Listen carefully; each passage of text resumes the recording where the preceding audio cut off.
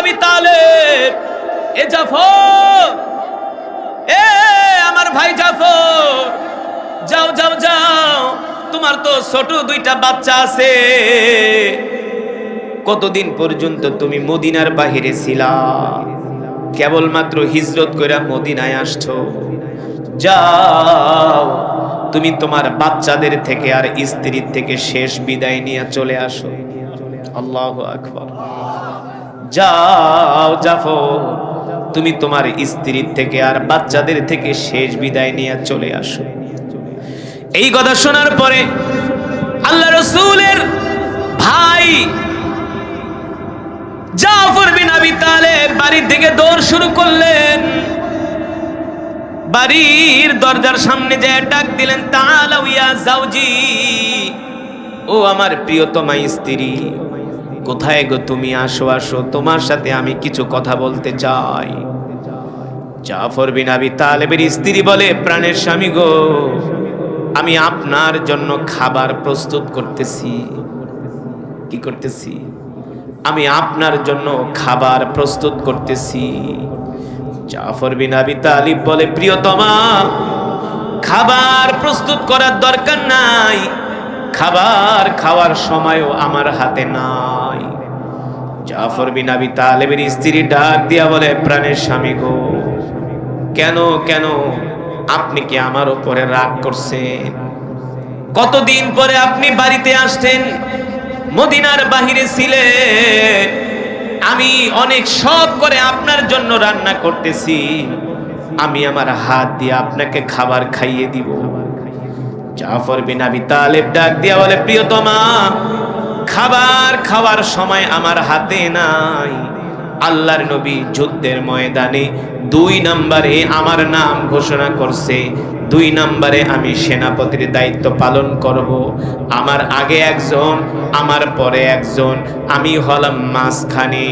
তার মানে হলো, এতদিন আমরা যত যুদ্ধে গিয়েছি প্রত্যেকটা যুদ্ধে সেনাপতি ছিল একজন, আজকের যুদ্ধে সেনাপতি 3 জন। আল্লাহর নবী বলে দিয়েছে, এই 3 জনের একজনেও আমরা আর জীবিত ফিরে আসতে পারবো না, আমরা 3 জনেই আল্লাহর রাস্তায় শহীদ হয়ে যাব। আল্লাহর রাস্তায় শহীদ হয়ে যাব। এই কথা শোনার পরে একটা স্ত্রীর অবস্থা কি হয়? আমরা যে গ্রাম থেকে বাড়িতে ঢাকায় আসি, এই ঢাকা আসার দৃশ্য দেখলেই তো আমাদের সন্তান স্ত্রীরা কান্না করতে করতে শেষ। হ্যাঁ, আধা কিলোমিটার পর্যন্ত আগায় দেয়, অটোতে উঠায় দেয়, ব্যাগটাই না দেয়, ঠিক কিনা বলেন? বারবার ফোন দেয়, পৌঁছাইছো কিনা, কিছু খাইছো কিনা। সন্তান আইসা কোলে উঠে, মাথায় উঠে আদর করে, আসতে দেয় না, আপু যেতে পারবা না। কিন্তু আল্লাহ রাসূল সাহাবী জাফর বিন আবি তালেব বলতেছে, ও প্রিয়তমা স্ত্রী, এ রান্না করো না, খাওয়ার সময় নাই, যুদ্ধের ময়দানে যেতে হবে। আল্লাহ নবী ঘোষণা করে দিয়েছে, আমরা 3 জনই শহীদ হয়ে যাব, আর ফিরে আসবো না। জাফর বিন আবি তালেবের স্ত্রী বলে, প্রাণের স্বামী গো, কতদিন পরে বাড়িতে আসছেন, একটু সময় দেন, কয়েক লোকমা খাবার আপনি আমার হাতে খেয়ে যান। জাফর বিন আবি তালিব বলে, স্ত্রী রে, দুনিয়ার খাবারের জন্য আমাকে ডেকো না, আমি আমার নাকের মধ্যে জান্নাতের ঘেরান পাইতেছি। জোরে বলেন সুবহানাল্লাহ, আল্লাহু আকবার। এই স্ত্রী, এই স্ত্রী, আমাকে খাবারের জন্য ডেকো না, আমি আমার নাকের মধ্যে জান্নাতের খুশবুর ঘেরান পাইতেছি। আল্লাহু আকবার। এই কথা বলে জাফর বিন আবি তালেব বলে, স্ত্রী কান্না করো না, মন খারাপ করো না, তোমার সাথে এই দেখাই আমার শেষ দেখা না, আমি তোমার জন্য আল্লাহর জান্নাতের সিঁড়িতে অপেক্ষা করব, আমি তোমার জন্য আল্লাহর জান্নাতের সিঁড়িতে অপেক্ষা করব। জাফর বিন আবি তালেবের স্ত্রী এই কথা শোনার পরে গলা কাটা মুরগির মতো ছটফট কইরা কান্না করতেছে। জাফর বিন আবি তালিব বলে, স্ত্রী কেঁদো না, কেঁদো না, ইসবির ইসবির, ধৈর্য ধারণ করো, শোনো, আমি আমার বিদায় মুহূর্তে তোমার কাছে একটা ওসিয়াত কইরা যাই। আমার ছোট ছোট দুইটা পুত্র সন্তান আছে, আমি যেই পথে যাচ্ছি আমার সন্তানগুলো বড় হলেও তাদেরকে সেই পথে পরিচালিত করবে। তার মানে কি, বাবা আল্লাহর দ্বীনের জন্য শহীদ হতে যাচ্ছে, সন্তানও যেন আল্লাহর দ্বীনের জন্য শহীদ হয়ে যায়। ঠিক কিনা বলেন? আল্লাহু আকবার। রোমানরা ছিল সুপার পাওয়ার, কিন্তু মুসলমানের অবস্থা ছিল দুর্বল। এতটা দুর্বল ছিল, রোমানদের সামনে কথা বলার মতো সাহস মুসলমানদের ছিল না। কিন্তু আল্লাহর নবীর সাহাবীকে হত্যা করা হয়েছে। তৎকালীন সেই সময়ও দূত হত্যা করা ছিল জঘন্যতম অপরাধ। তুমি যাই করো না কেন, কোনো দূত হত্যা করা যাবে না, এটা তখনকার আইনও ছিল। কিন্তু আইন লঙ্ঘন করে রোমান বাদশা হিরাক্লিয়াস আল্লাহর নবীর সাহাবীকে নির্মমভাবে শহীদ করলেন, লাশটা মদিনায় পাঠিয়ে দিলেন। কিন্তু রোমানরা সুপার পাওয়ার হলে কি হবে? আল্লাহর নবী, তিনি তো নবী, তিনি আল্লাহ ছাড়া কারোর সামনে মাথা নত করেন না। আল্লাহর নবী সাহাবীদেরকে ডাকলেন, এ সাহাবীরা, তোমরা আসো মসজিদে নববীতে। 3000 সাহাবী মসজিদে নববীতে উপস্থিত হলেন। কয় হাজার? জোরে বলেন, কয় হাজার? 3000 সাহাবী মসজিদে নববীতে উপস্থিত হলেন। আল্লাহর নবী, বিশ্ব নবী রাহমাতুল লিল আলামিন সমস্ত সাহাবীদেরকে মসজিদে নববীতে ডাকলেন। আল্লাহর নবী সাহাবীদেরকে ডেকে বললেন, ও সাহাবীরা, দেখো তোমাদের ভাইকে রোমানরা হত্যা করে লাশ মদিনায় পাঠিয়ে দিয়েছে। এ সাহাবীরা, আমি রোমান বাদশার কাছে ইসলামের দাওয়াত নিয়ে পাঠাইছিলাম, ঠিক কিনা বলেন? ইন্না দীনা ইনদাল্লাহিল ইসলাম, আল্লাহ তাআলার কাছে মনোনীত ধর্ম হলো ইসলাম। আল ইয়াউমা আকমালতু লাকুম দীনাকুম ওয়া আতমামতু আলাইকুম নি'মাতি ওয়া রাদিতু লাকুমুল ইসলাম দীনা। একমাত্র কমপ্লিট জীবন ব্যবস্থার নাম হলো ইসলাম। আল্লাহু আকবার। আল্লাহর নবী বলেন, এ সাহাবীরা, তোমাদের ভাইকে রোমানরা নির্মমভাবে শহীদ করে তার লাশকে মদিনাতে পাঠিয়ে দিয়েছে। তোমার ভাইদেরকে রোমানরা নির্মমভাবে হত্যা করেছে। তোমাদের এই ভাইয়ের লাশ দেখার পরে তোমরা কি সিদ্ধান্ত নিবা? এখানে শুধু তোমার ভাইকেই হত্যা করা হয় নাই, তোমাদের রবকে, আমাদের রব আল্লাহ তাআলাকে, আমাকে অপমান করা হয়েছে। ঠিক কিনা বলেন? এই কথা শোনার পরে হযরত সাহাবায়ে কেরাম গর্জে উঠলেন আর বললেন, ওগো আল্লাহর নবী, রোমানরা পৃথিবীর সুপার পাওয়ার হতে পারে, আমাদের চাইতে তাদের সৈন্য বেশি থাকতে পারে, অস্ত্র বেশি থাকতে পারে, অর্থের দিক থেকে রোমানরা এগিয়ে থাকতে পারে। আমাদের কাছে অর্থ নাই, অস্ত্র নাই, সৈন্য নাই, কিন্তু আমাদের কাছে আল্লাহ, আল্লাহ রসুলের ভালোবাসা আছে, আমাদের কাছে ঈমানের পাওয়ার আছে। ঠিক কিনা বলেন? কিসের পাওয়ার? আরো জোরে বলেন, কিসের পাওয়ার? আমাদের কাছে ঈমানের পাওয়ার আছে, ঈমানি শক্তি আছে। আপনি শুধু নির্দেশ দেন, আমরা 3000 সৈন্য, 3000 সাহাবী রোমানদের বিরুদ্ধে আমরা লড়াই করতে প্রস্তুত আছি। রোমানদের বিরুদ্ধে আমরা যুদ্ধ করতে প্রস্তুত আছি, শুধু আমাদেরকে আপনি অর্ডার দেন। আল্লাহু আকবার। এই কথা শোনার পরে আল্লাহর নবী খুশি হয়ে গেলেন। 3000 সাহাবীকে ডাকলেন। 3000 সাহাবীকে সমবেত করে আল্লাহর নবী ডাক দিলেন, আইনা যায়েদ ইবনে হারেসা? এ যায়েদ ইবনে হারেসা কোথায়? তাআলাও ইজলিস হুনাক। এ যায়েদ ইবনে হারেসা কোথায়? কোথায় আছো? এই জায়গায় আমার পাশে আইসা বসো। যায়েদ ইবনে হারেসা বসলেন। আল্লাহর নবী ডাক দিলেন, আইনা জাফর বিন আবি তালেব? এ আমার ভাই জাফর বিন আবি তালেব কোথায়? জাফর বিন আবি তালেব আসলেন। আল্লাহ নবী তৃতীয় নম্বরে ডাক দিলেন, আইনা আব্দুল্লাহ বিন রাওয়াহা? এ আমার কলিজার টুকরা সাহাবী আব্দুল্লাহ বিন রাওয়াহা কোথায়? আল্লাহর নবী তিনজনকে ডাক দিলেন। প্রথম আল্লাহর নবী বললেন, আইনা যায়েদ বিন হারেসা? কিফ হুনাক? এ যায়েদ, ইবনে হারেসা দাঁড়ায় গেলেন। আল্লাহর নবী বললেন, এ যায়েদ, আমি যে রোমানদের বিরুদ্ধে 3000 সৈন্যকে প্রস্তুত করছি যুদ্ধ করার জন্য, 1 নম্বরে তুমি সেনাপতির দায়িত্ব পালন করবা। আর আস্তে কোন সুবহানাল্লাহ। আল্লাহর নবীর সাহাবী যায়েদ বিন হারেসা দাঁড়ায় গেলেন। এই যুবক বন্ধু ভালো করে খেয়াল করো, সাহাবায়ে কেরামদের ঈমানের পাওয়ার কেমন ছিল, আল্লাহ আল্লাহ রসুলের প্রতি তাদের ভালোবাসা কেমন ছিল, দ্বীনের প্রতি তাদের দরদ কেমন ছিল। যায়েদ বিন হারেসা দাঁড়ায় গেছে। আল্লাহর নবী ডাক দিয়া বলে, যায়েদ, 1 নম্বরে তুমি যুদ্ধের সেনাপতি, 1 নম্বরে তুমি সেনাপতির দায়িত্ব পালন করবা। তোমার হাতে থাকবে 1 নম্বরে কালেমার পতাকা, তোমার হাতে থাকবে কালেমার ঝান্ডা। যুদ্ধের ময়দানে তুমি প্রথম নেতৃত্ব দিবা। এই কথা শোনার পরে যায়েদ বিন হারেসা মুস্কি মুস্কি হাসতেছে, আল্লাহু আকবার। 2 নম্বরে বললেন, আইনা জাফর বিন আবি তালেব, এ আমার ভাই জাফর বিন আবি তালেব কোথায়? জাফর বিন আবি তালেব দাঁড়ায় গেলেন।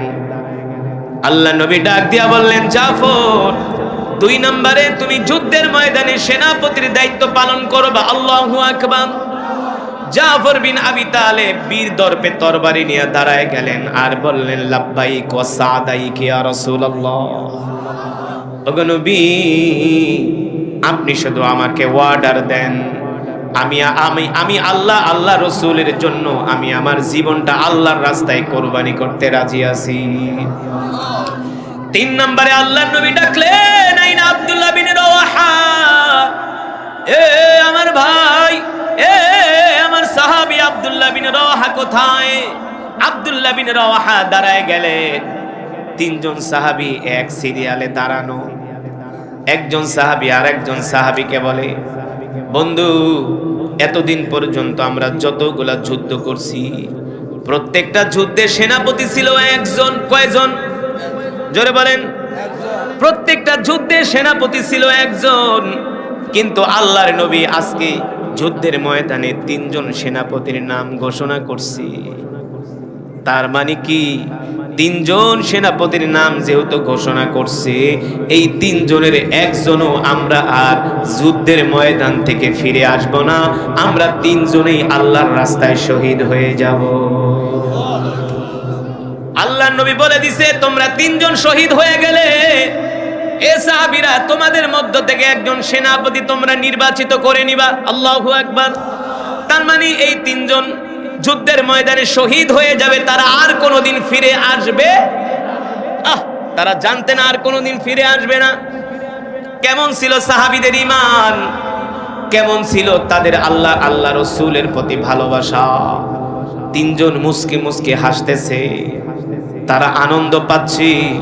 3 জন মজা করতেছে, বন্ধু, আমরা আর যুদ্ধের ময়দান থেকে ফিরে আসবো না, আমরা আল্লাহর রাস্তায় শহীদ হয়ে যাব। আল্লাহু আকবার।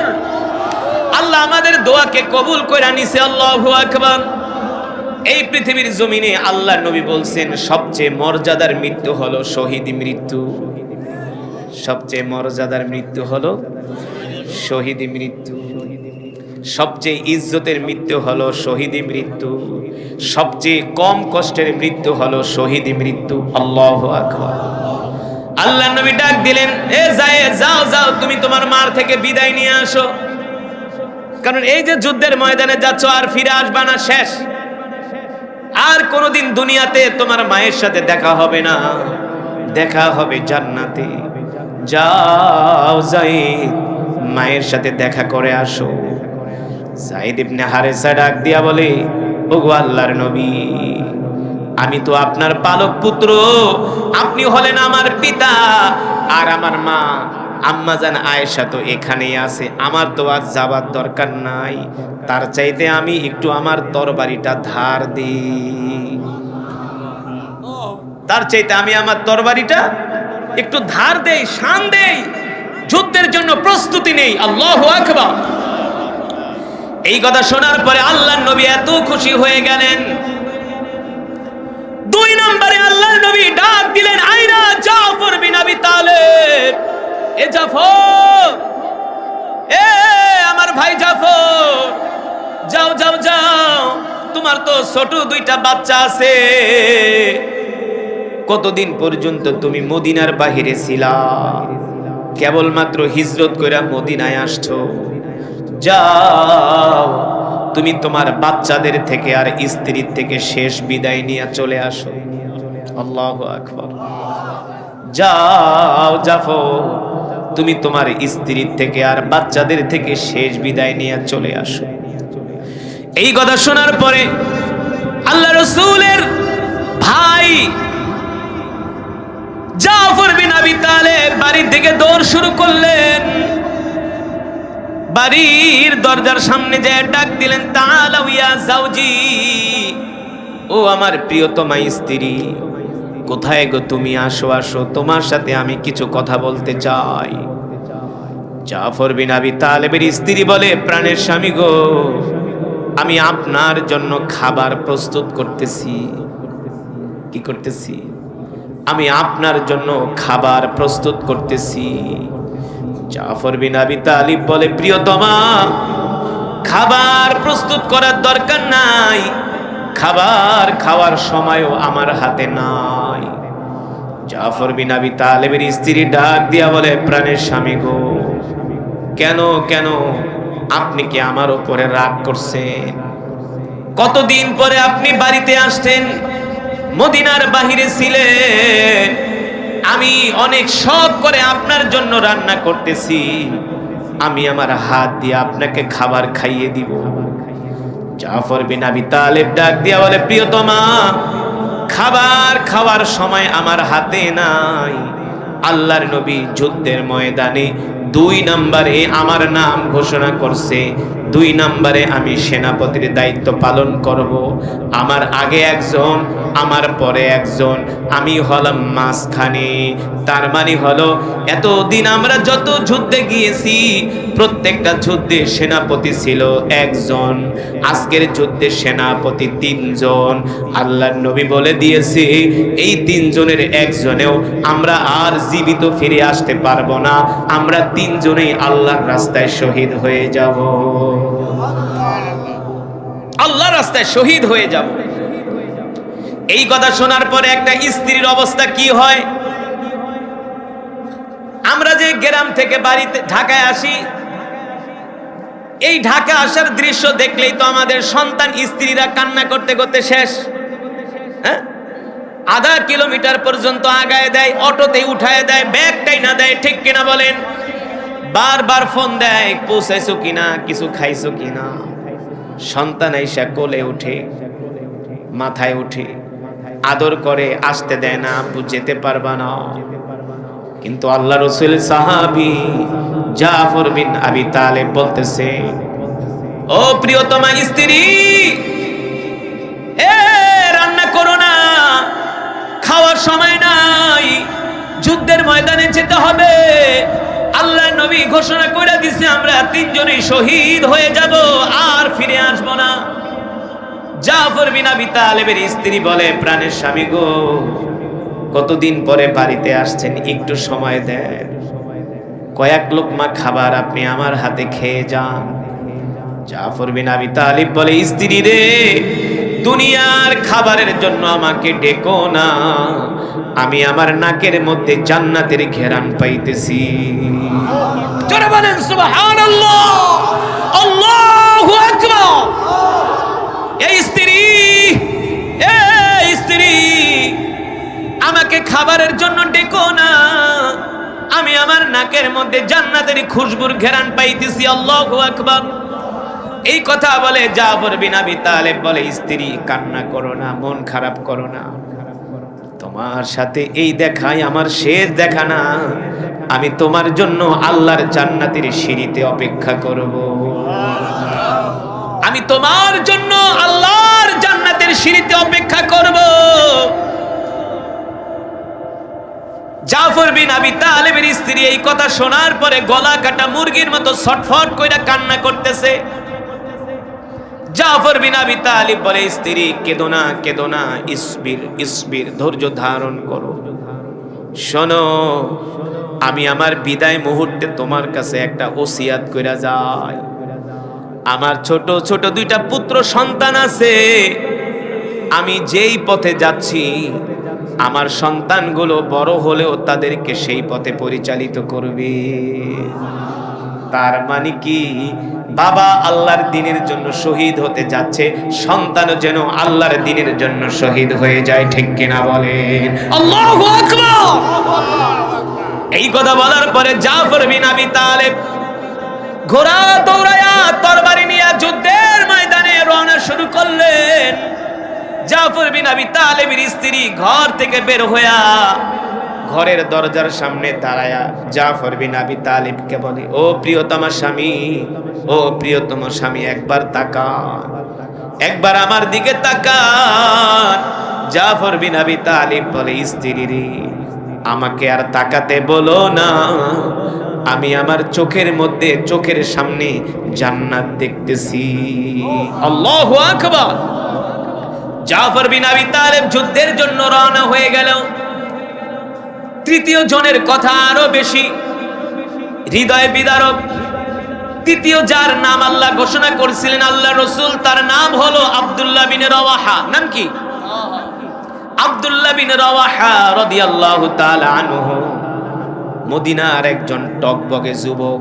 মদিনার একজন টকবগে যুবক, কেবলমাত্র নতুন বিবাহ করছি, কেবলমাত্র নতুন বিবাহ কইরা স্ত্রীকে বাসর করে রাইখা আসছে।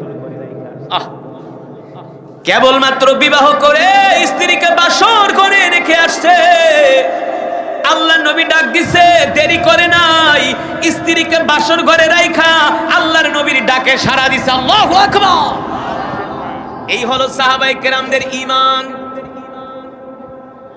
ওই সাহাবীদের সামনে কেউ যদি আল্লাহ আল্লাহ রসুলকে কোনো কটূক্তি করছে, কোনো দেরি নেই। আল্লাহর নবী নিজে বলছেন, মান সাব্বা নাবিয়ান ফাকতুলু, মান সাব্বা নাবিয়ান ফাকতুলু। কেউ যদি আল্লাহ আল্লাহ রসুলকে গালি দেয়, তার শাস্তি হলো তার কল্লা।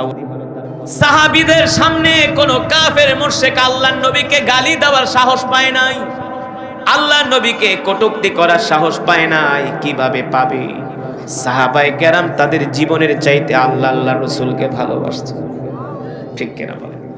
ওই যে আব্দুল্লাহ বিন রওয়াহা রাদিয়াল্লাহু তাআলা আনহু স্ত্রীকে বাসর ঘরে রেখে আল্লাহর নবীর ডাকে সাড়া দিয়া মসজিদে নববীতে চলে গেছে। আল্লাহর নবী ডাক দিয়ে বলে, যাও যাও যাও আব্দুল্লাহ বিন রওয়াহা, তুমি তোমার স্ত্রীর কাছ থেকে শেষ বিদায় নিয়ে আসো। আব্দুল্লাহ বিন রওয়াহা রাদিয়াল্লাহু তাআলা আনহু দৌড়ায়া বাড়িতে গেলেন। ঘরের দরজার সামনে যায়া আব্দুল্লাহ বিন রওয়াহা ডাক দিতেছে, ইফতাহিল বাব, ইফতাহিল বাব। ও প্রিয়তমা স্ত্রী, ঘরের দরজা খোলো। আব্দুল্লাহ বিন রওয়াহার স্ত্রী ঘরের দরজা খুইলা দিলেন। স্ত্রী বলতেছেন, প্রিয়তম স্বামী ঘরে আসেন, আপনার জন্য আমি বাসর ঘরে অপেক্ষা করতেছি। আল্লাহু আকবার। আপনার জন্য আমি বাসর ঘরে অপেক্ষা করতেছি। এই কথা শোনার পরে সাহাবী আব্দুল্লাহ বিন রওয়াহা রাদিয়াল্লাহু তাআলা আনহু তিনি ঘরের দরজার সামনে দাঁড়ায় বলে, প্রিয়তমা, ও আমার প্রিয়তমা স্ত্রী, ডেকো না, ডেকো না, ডেকো না, আমাকে ঘরে যাওয়ার জন্য ডেকো না। আব্দুল্লাহ বিন রওয়াহার স্ত্রী বলতেছে, কেন গো প্রাণের স্বামী, আমি কি আপনার মনে কোনো কষ্ট দিয়েছি কিনা? আপনি কেন বলতেছেন আমি আপনাকে ডাকবো না? আপনি কি আমার উপরে রাগ করছেন কিনা? সাহাবী আব্দুল্লাহ বিন রওয়াহা ডাক দিয়া বলে, প্রিয়তমা স্ত্রী, না না না, আমি তোমার উপর কোনো রাগ করি নাই, কেবল তো তোমাকে আমি বিবাহ করে বাড়িতে আনলাম, তুমি তো হলে আমার নববধূ। তাহলে স্ত্রী বলে, আমাকে কেন নিষেধ করতেছেন? আপনাকে আমি ঘরে আসার জন্য ডাকবো না। এই কথা শোনার পরে আব্দুল্লাহ বিন রওয়াহা ডাক দিয়ে বলে, স্ত্রী রে, কেন তুমি ডাকবা না? এর কারণ হলো আমাকে এমন একজন ব্যক্তি ডেকেছেন যাকে আমি আমার স্ত্রীর চাইতে সবচেয়ে বেশি ভালোবাসি। আল্লাহু আকবার। যিনি আমাকে ডেকেছেন, আমি আমার মা, আমার বাবা, আমি আমার পরিবার, স্ত্রীর চাইতে আল্লাহ আল্লাহ রসুলকে ভালোবাসি। আল্লাহু আকবার। আমার সেই কলিজার টুকরা নবী আমাকে নির্দেশ দিছে, এই মুহূর্তে আমাকে জিহাদের ময়দানে যেতে হবে, এই মুহূর্তে আমাকে জিহাদের ময়দানে যেতে হবে। তবে গো প্রিয়তমা শোনো, আল্লাহ নবী এটাও ঘোষণা করে দিছে, তোমার স্বামী আর কোনোদিন যুদ্ধের ময়দান থেকে ফিরে আসবে না। তোমার স্বামী যুদ্ধের ময়দানে শহীদ হয়ে যাবে। তোমার স্বামীর সাথে এই দুনিয়াতে আর কোনোদিন সাক্ষাৎ হবে না। তোমার স্বামীর সাথে এই দুনিয়ার জমিনে আর কোনোদিন সাক্ষাৎ হবে না। এই কথা শোনার পরে আব্দুল্লাহ বিন রাওহার স্ত্রী অঝোর ধারায় কান্না করতেছেন আর বলে, প্রাণের স্বামী গো, তাহলে একটা বারের জন্য ঘরে আসে, একটা বারের জন্য ঘরে আসেন, আপনার চেহারাটা আমি একটু দেখি, আপনি আমার চেহারাটা একটু দেখেন। আব্দুল্লাহ বিন রাওহা বলেন, না না না, আমাকে ঘরে ডেকো না, আমাকে ঘরে ডেকো না। আমি এই মুহূর্তে চাই না এই দুনিয়ার জমিনে আল্লাহ আল্লাহ রসুল ছাড়া কারো প্রতি আমার বিন্দু মাত্র ভালোবাসা জাগুক, এটা আমি পছন্দ করি না। আল্লাহু আকবার। এই দুনিয়ার জমিনে এই মুহূর্তে কারো প্রতি আমার ভালোবাসা জাগুক, এটা আমি পছন্দ করি না। স্ত্রী বিদায় দিয়া দাও, তবে তোমার সাথে এই দেখাই আমার শেষ দেখা না। তোমার জন্য আমি জান্নাতের সিঁড়িতে অপেক্ষা করব।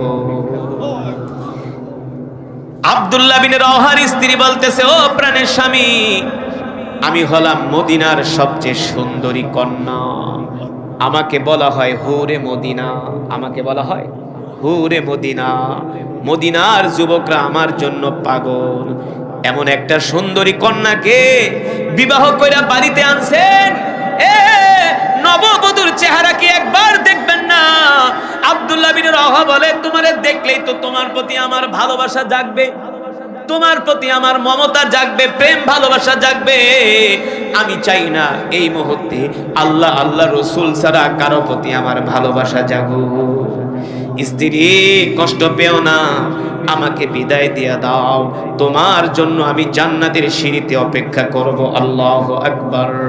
এই কথা বলে আব্দুল্লাহ বিন রাওহা বের হয়ে গেলেন যুদ্ধের ময়দানে। এবার 3000 সাহাবী সহ, 3 জন সেনাপতি সহ স্বয়ং আল্লাহর নবী সানাওয়াতুল ওয়াদা পর্যন্ত 3000 সাহাবীকে আগায় দিলেন। 3000 সাহাবী জর্দানের সীমান্তবর্তী এলাকায় যায় সাহাবীরা একটা তাঁবু গাড়লেন রোমানদের সাথে লড়াই করার জন্য। রোমানরা গোয়েন্দা পাঠালো, যাও যে দেখো মুহাম্মাদের বাহিনীতে সৈন্য সংখ্যা কত। এবার রোমান গোয়েন্দারা আইসা দেখলো মুসলমানদের সৈন্য সংখ্যা মাত্র 3000। কয় হাজার? আর রোমানদের সৈন্য সংখ্যা হলো 1.5 লাখ। কয় লাখ? কই 1.5 লাখ আর কই হলো 3000। এবার কোন কোন বর্ণনায় আসছে শুধু 1.5 লাখ না, রোমানদের সৈন্য সংখ্যা ছিল 1 লাখ।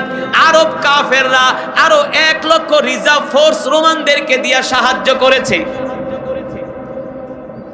1 লক্ষ রিজার্ভ ফোর্স রোমানদেরকে দিয়া সাহায্য করছে। কোন কোন বর্ণনায় আসছে 2 লাখ, কোন কোন বর্ণনায় আসছে 3 লাখ। ওই 2 লক্ষ 3 লক্ষ রোমানদের বিরুদ্ধে মাত্র 3000 মুসলিম সেনাবাহিনী দাঁড়ায় গেছে। আল্লাহু আকবার। মদিনা থেকে শুনে আসছে রোমানদের সৈন্য সংখ্যা হবে 1 লাখ। যুদ্ধের ময়দানে আইসা শুনে এখন রোমানদের সৈন্য সংখ্যা 3 গুণ, 3 লাখ হয়ে গেছে। আরব কাফেররা তাদেরকে রিজার্ভ সৈন্য দিয়া রোমানদেরকে সাহায্য করছে। মুসলমানদেরকে তো কেউ সাহায্য করে নাই, আল্লাহ ছাড়া মুসলমানের কেউ নাই। সাহাবীরা মিটিং এ বসছে কি করা যায়। মদিনা থেকে সৈন্য আসলাম, রোমান সৈন্য সংখ্যা 1 লাখ, এখন আয়েশা দেখি 2 লাখ। আবার শুনতেছি রোমানদের নাকি আরো সৈন্য দিয়া সাহায্য করবে। এই অবস্থায় আমরা যুদ্ধের ময়দানে কি করতে পারি? আল্লাহ নবীকে অবগত করা দরকার।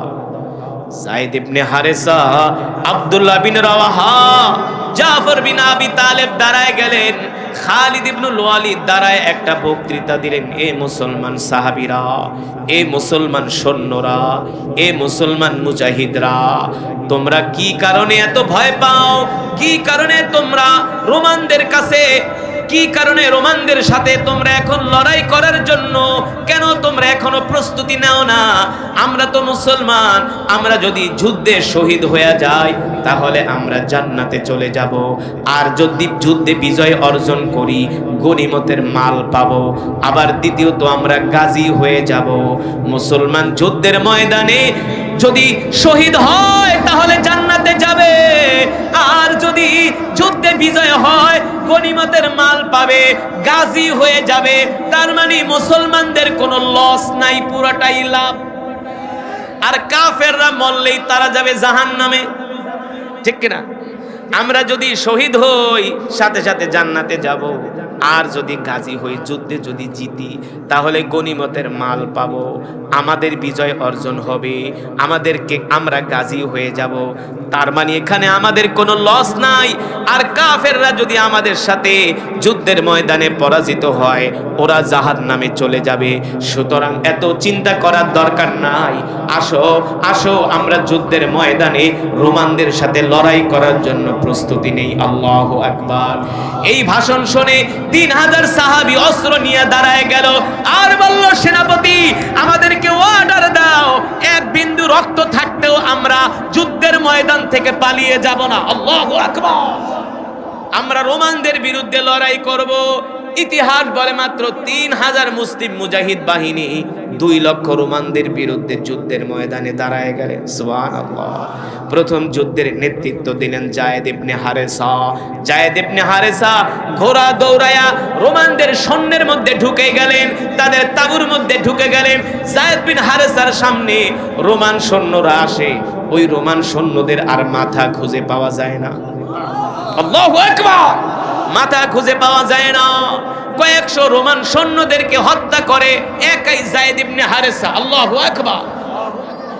এইদিকে এই অবস্থা দেখে হাজার হাজার রোমান সৈন্য যায়েদ ইবনে হারেসাকে চতুর্দিক থেকে ঘিরে ধরে, তাকে তীর মারে, বর্ষা মারে, তরবারি দিয়ে আঘাত করে। এক পর্যায়ে যায়েদ ইবনে হারেসা যুদ্ধ করতে করতে, লড়াই করতে করতে যায়েদ ইবনে হারেসা কালেমার পতাকা এক হাত দিয়া ধইরা জমিনের মধ্যে পড়া যায়। যায়েদ ইবনে হারেসা শাহাদাতের অমীয় সুধা পান করে আল্লাহর জান্নাতে চলে যায়।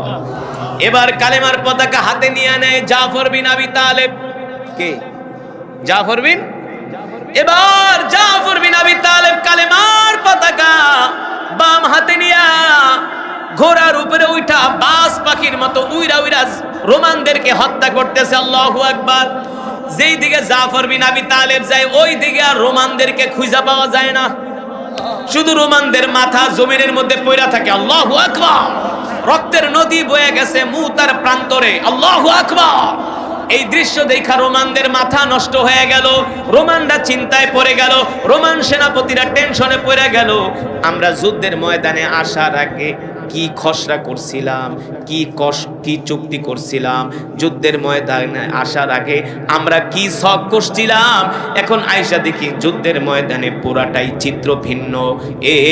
যুদ্ধের ময়দানের এই অবস্থা দেখা রোমান সৈন্যরা রোমান সেনাপতিকে বলে, আমরা মনে হয় না কোনো মানুষের সাথে যুদ্ধ করতেছি, মনে হয় আমরা ফেরেশতার সাথে যুদ্ধ করতেছি। আল্লাহু আকবার। মানুষের কি এত বড় সাহস হয় নাকি একা ঘোড়া দৌড়ায়া হাজার হাজার রোমানদের ভিড়ের মধ্যে ঢুইকা যায়? আল্লাহু আকবার। এই যুদ্ধের অবস্থা দেখা রোমানদের মনোবল ভেঙে যায়, রোমানদের মনোবল আস্তে আস্তে করে ভেঙে যায়, তারা ভয় পাওয়া যায়। এবার জাফর বিন আবি তালিবকে চতুর্দিক থেকে ঘিরা ধরে রোমান সৈন্যরা, কেউ তীর মারে, কেউ তরবারি দিয়ে আঘাত করে, কেউ বর্ষা দিয়ে আঘাত করে, কিন্তু জাফর বিন আবি তালিবকে তারা দমাতে পারে না। যেই দিকে জাফর বিন আবি তালিব যায় সেই দিকেই শত শত রোমান সৈন্যরা নিহত হয়ে যায়। আল্লাহু আকবার। এক পর্যায়ে রোমান সেনাপতি আয়েশা জাফর বিন আবি তালেবের ঘোড়ার সামনের পাও কেটে ফেলে। যখন ঘোড়ার সামনের পা কেটে দেয় আর ঘোড়া দৌড়াতে পারে না, ঘোড়া জমিনের মধ্যে পড়ে যায়। জাফর বিন আবি তালেব ঘোড়া থেকে লাফ দিয়ে এবার জমিনে দাঁড়ায়া